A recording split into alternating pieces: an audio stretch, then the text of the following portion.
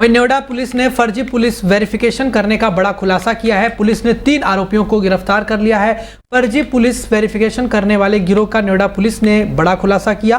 Police ने 3 आरोपियों को गिरफ्तार कर लिया है। कब्जे से पुलिस अधीक्षक की फर्जी मुहर बरामद की है। वहीं 50 रुपए की ये काटते थे सरकारी फीस और 400 रुपए बनाने के लिए लेते थे।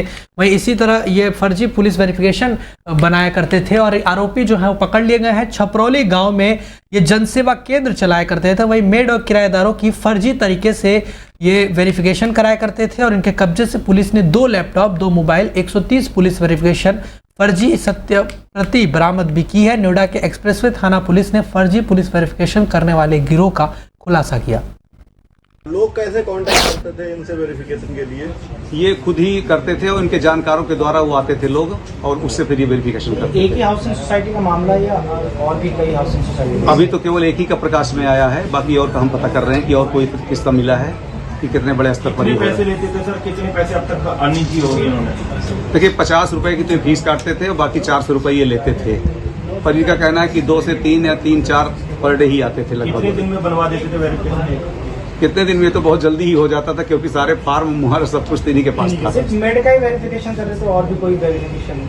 अभी तो मेड का ही आया है, औरों का भी हम देख रहे हैं कि किसका किसका वेरिफिकेशन इन्होंने किया है। मेड चोरी में इन्वॉल्व मिली है क्या? अभी तक तो अभी जांच में हमारे पास ऐसा नहीं आया है। सर ये प्लान कहाँ से आया है कि वेरिफिकेशन करना शुरू कर दिया इन्होंने? वेरिफिकेशन दरअसल क्या है कि जो डिमांड होती है, लोग नौकर रखते हैं तो सोचते हैं कि उसका वेरिफिकेशन हो जाए, और जो डुबियस होते हैं उनको लगता है कि कोई ऐसा वेरिफिकेशन मिल जाए कि जिससे हमें जॉब मिल जाए, तो उसका फिर ये उपयोग करते थे। ठीक है, thank you sir. Noida police ने एक ऐसे गैंग के 3 सदस्यों को गिरफ्तार किया है जो फर्जी रजिस्ट्रेशन करने का काम किया करते थे। फर्जी वेरिफिकेशन करने का इनका कारोबार चल रहा था, जिसको पुलिस को सूचना मिलती है। पुलिस के आला कार्रवाई करते हुए 3 लोगों को गिरफ्तार कर सलाखों के पीछे भेजते हैं। पुलिस के आला अधिकारियों ने कॉन्फ्रेंस करते हुए इस चीज़ की जानकारी दी कि कैसे इन लोगों के द्वारा फर्जी वेरिफिकेशन किया जाता था और घर में काम करने वाली जो मेड सहायिका होती हैं उनके वेरिफिकेशन ये लोग जो है किया करते थे। बताया जा रहा है कि 400 से 1000 रुपये तक ये जो है लोगों से लिया करते थे और अपने ऑफिसों में बैठकर ही जो है पुलिस की फर्जी मोहर बनाकर जो है उनका वेरिफिकेशन कर देते थे, जिससे बड़े घटना होने की जो है संभावना बनी हुई होती थी। क्योंकि जिन लोगों का फर्जी वेरिफिकेशन किया जाता था उन लोगों की जो है ना तो इनके पास कोई सत्यता होती थी और ना ही कोई डॉक्यूमेंट ये अपने पास रखते थे, जिसके चलते कभी भी ऐसे लोग जो हैं कोई बड़ी वारदात को अंजाम दे सकते थे। अब देखना ये होगा कि इस गैंग के क्या बाकी और साथियों की भी तलाश में पुलिस जुटी हुई है ताकि उनको भी गिरफ्तार कर